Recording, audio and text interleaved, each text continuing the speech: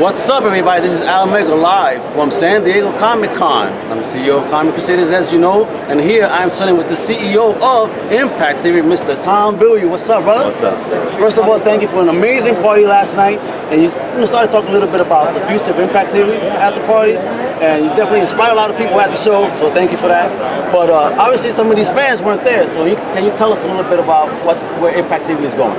Yeah, for sure. So we believe that you can impact the greatest number of people through entertainment, and that if you tell a certain kind of story, that you can really begin to shift culture. And that's our mission. It's definitely not a small mission. We're starting in comics because you can fail a lot and still survive, and you can build a thriving community around the projects that you're creating. We've got some new projects coming up in 2020, which I'm really excited about. So we got 4 to 5 new things coming. 4 to 5. Anything you could let us know about? So we have one YA project coming out that's tied to a celebrity, so that's going to be a lot of fun. We have one adult thing that is it's tied to an A-list celebrity, but I don't talk about that one because we haven't got the contract signed. So they could evaporate in a heartbeat, and you never know in this industry. It's it's not done until it's done.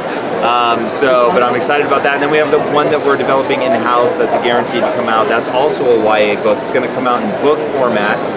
Sort of think of a manga cut. All right. So, but it'll be Western style storytelling, but in a manga physical format.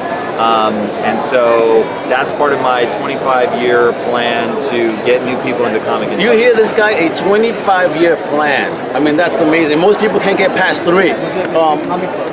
So where do you want Impact Theory to be at that 25-year mark? In 25 years, we should be very sincerely on our way to becoming the next Disney, which is how we think of ourselves. So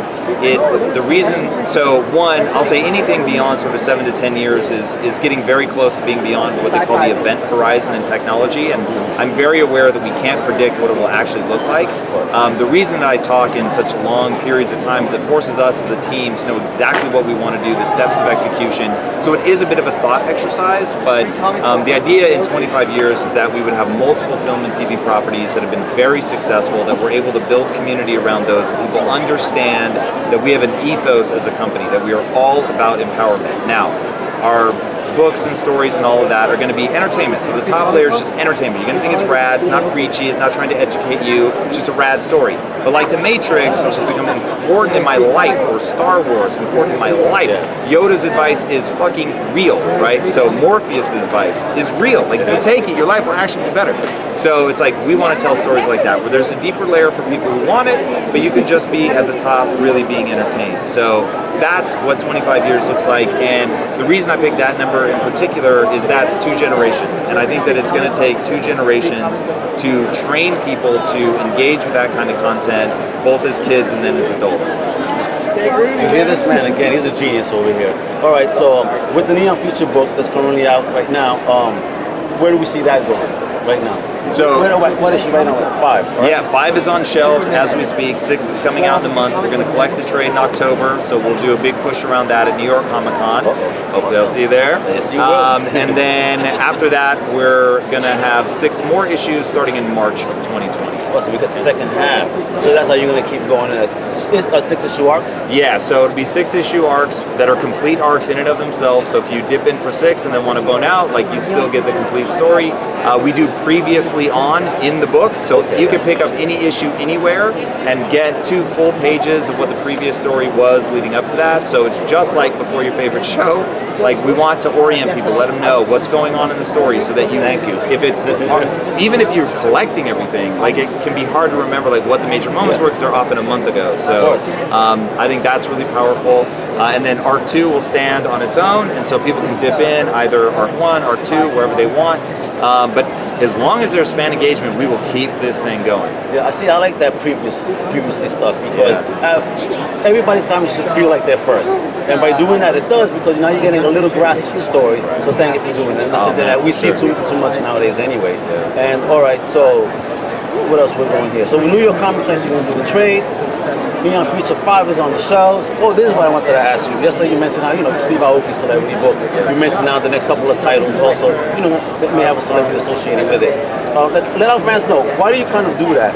Have a celebrity push the book? Yeah, so cutting through the noise is insanely difficult, and that's the thing any new publisher is going to struggle against is, I don't know who you are as a reader. I know Marvel, I know DC, but that's it. And so the way to get PR, the way to get people talking about your book is to have a celebrity that people already have interest in. And if the celebrity is authentically engaged with the book and it's not just like an endorsement, like Steve Aoki was a part of the creation of this property. Futurist, man. I love that panel at New York Comic Con, and you guys really dug in, which was amazing. Yeah, it was a lot of fun. And so getting somebody who legitimately is into the story, they're passionate about that, they're passionate about the mission of the company, becomes really authentic, the book is uniquely a part of them.